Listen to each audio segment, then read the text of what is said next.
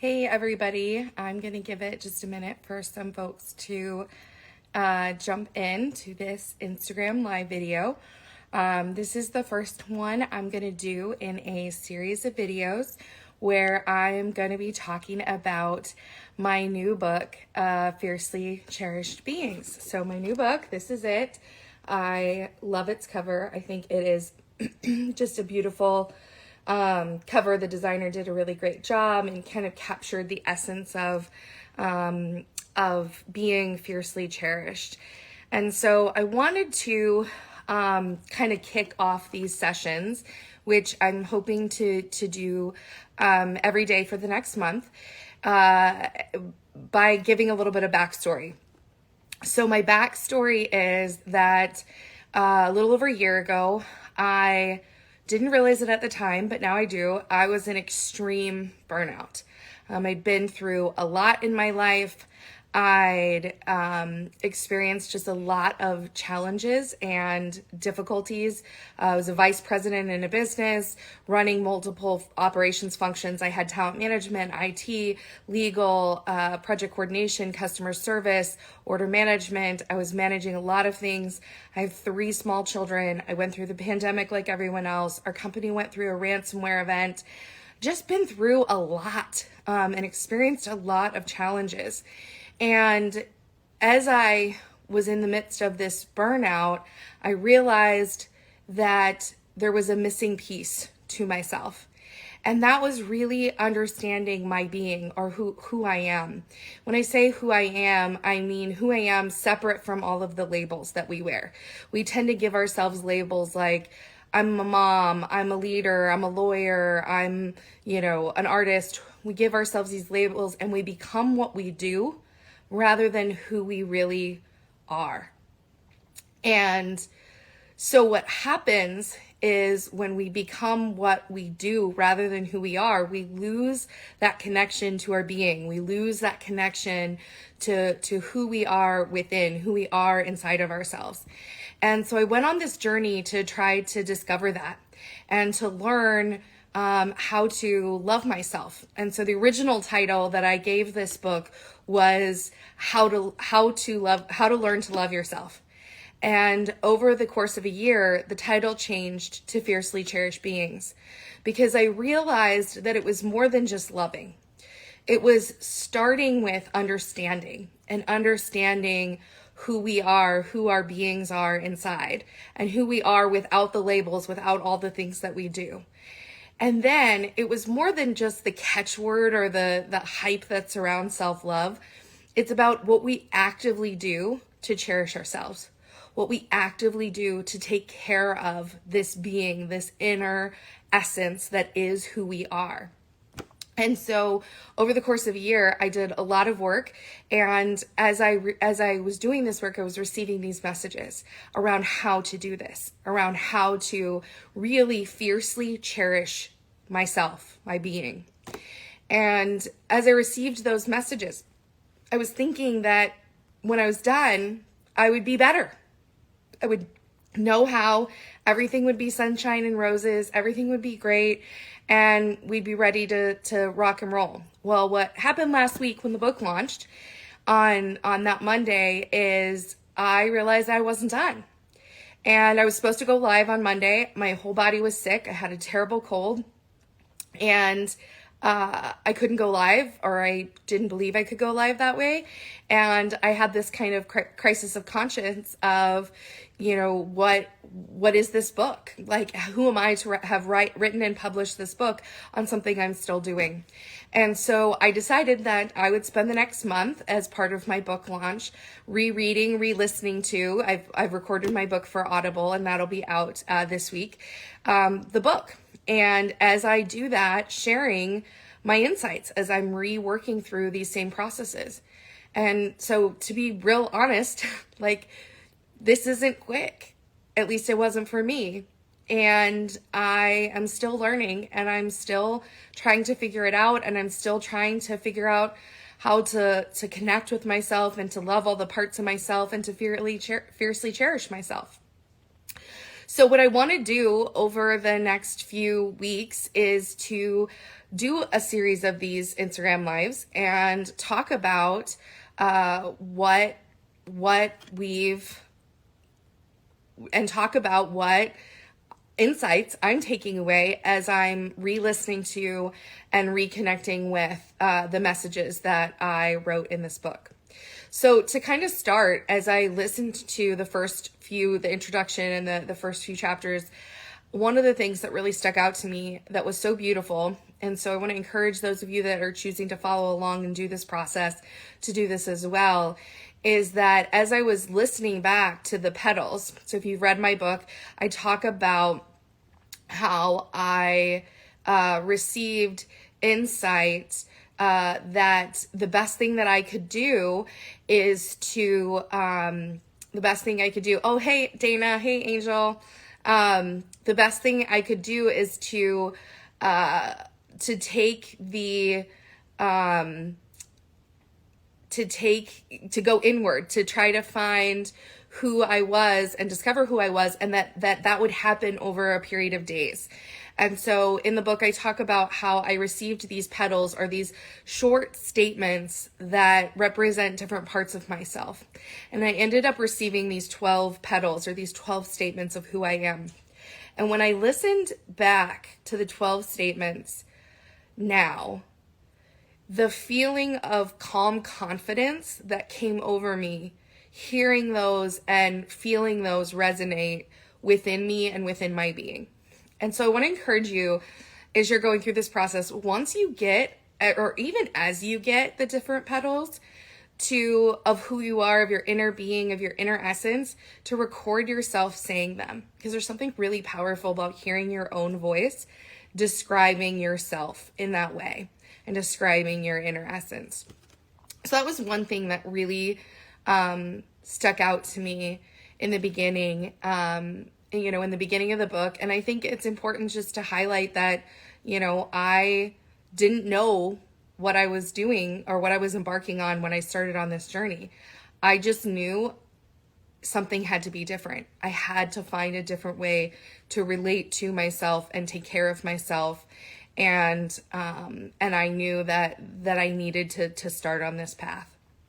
So what you'll find as you start to read my book is that I've written a series of poems in each of the chapters, and there's usually almost all the chapters there's at least 2 poems that kind of highlight the topic of that poem.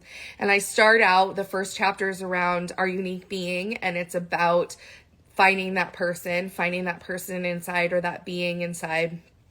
And then the second chapter is around our minds, our magnificent minds. And you'll read this in the book, but my mind works on overdrive. My mind is constantly running, constantly going. I have ADHD, which is a big theme in the book, and talking about how I dealt with that and how that impacted me throughout my life was just a huge part of my story and what I experienced. And so here's one of the poems. I want to read one of the poems about being versus thinking, because I think this is so important.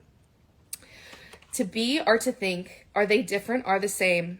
To truly play the game, one must be learned while the other must be unlearned. Being allows us to simply exist, to be present and feel our full essence. Thinking helps us to understand, but leads my focus away from where I am. Thinking occurs without intention unconsciously, but to be, we must learn to be present consciously. Being requires us to unlearn thinking, to clear our minds and be totally unthinking.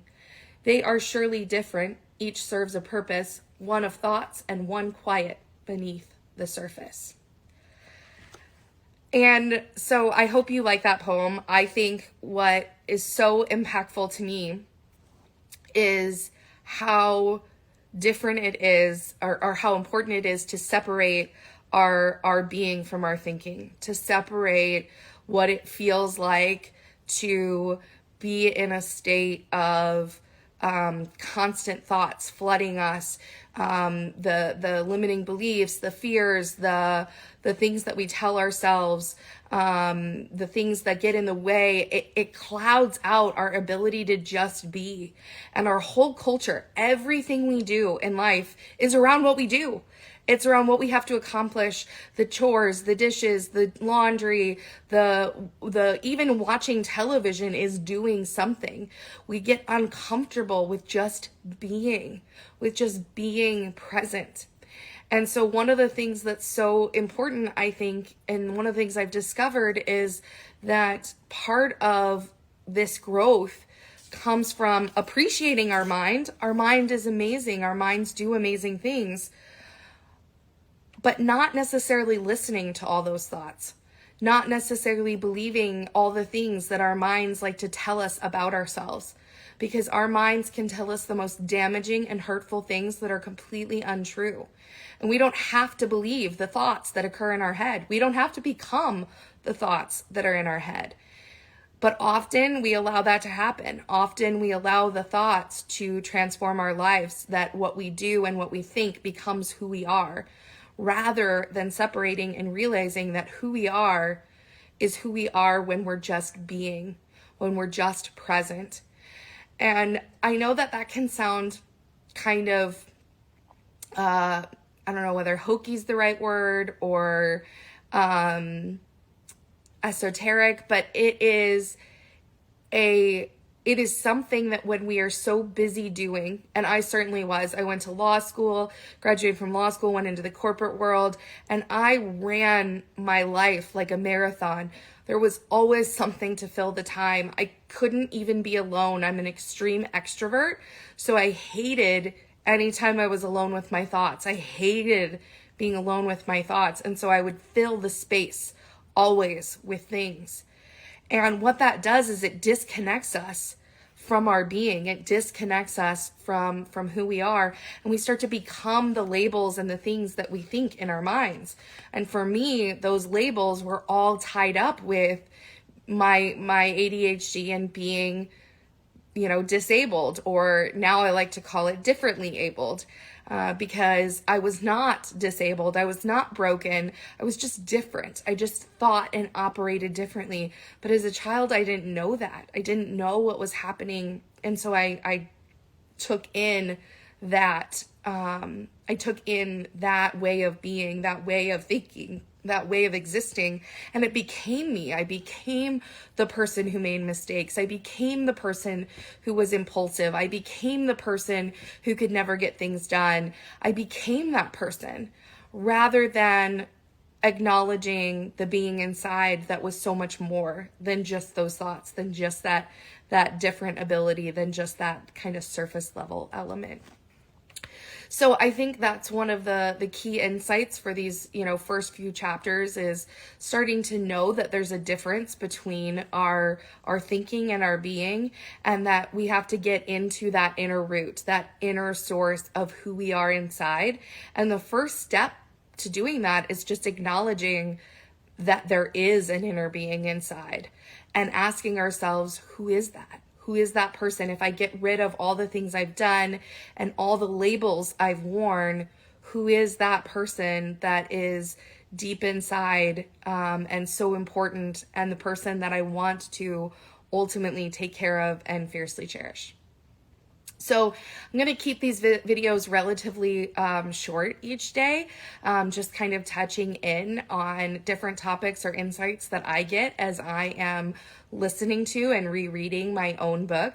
At the end of each of the chapters, there's a little bit of suggested, I call it the work, for you to do and to think about, your own response to these situations. So for the minds, it's, have you believed the lies of your thoughts? What are your thoughts? Has your mind told you about yourself? What might you learn to understand if you choose to change your thoughts about your mind? And so these are some of the insights I hope that you will have as you're reading the book. And if you want to read along, if you want to join my challenge, I'm going to do at least one chapter a day. The chapters are super short. The recordings of them are between 10 and 15 minutes. And so they're really quick to either listen to or read. If I did it this morning while I was putting on my makeup. I just listened to the chapters. So if you want to follow along and, listen to the chapters and then jump on each day, I'm going to be getting on around the same time between 11:30 and noon to talk about the book, the insights, and I would love to have anybody that's reading along, anybody that has questions, anybody that has insights or thoughts about the book to jump in and share or ask questions, and I would be happy to answer any of those questions. And at the end of the month, I'm going to do a live author summit. And when I do that, anybody who participates in the summit is going to get 5 free copies of my book to give away to friends, family, anybody. I'm going to give away 5 free copies of the book. I also hid little hidden clues in the book. So if you can find all of the hidden clues, I'm going to have some special gift giveaways for that as well at the end of the month. And so running a few different challenges to try to encourage reading, diving in, seeing what you learn, and would love for you to follow along with me each day if you'd like to, and ask your questions as we go and learn a little bit more about yourself and about my journey. And I still have the remnants of a cough, so my voice is going to go out any minute now. But thank you so much for everybody who jumped on live. Thank you so much to everybody who's already purchased my book. If you haven't got it yet, you can get it on Amazon. I'm gonna have to have a drink. There is a link in my bio for the book, and I should have Audible up within the next 2 days max. They've got to review it, but it should be up any day now. So if you want to listen to it, you can do it that way as well. So I will be back tomorrow to talk about we'll be doing the next chapter, which is Feeling with Our Hearts, chapter 3. So have a wonderful day, and I'll see you guys all again tomorrow. Bye, everybody.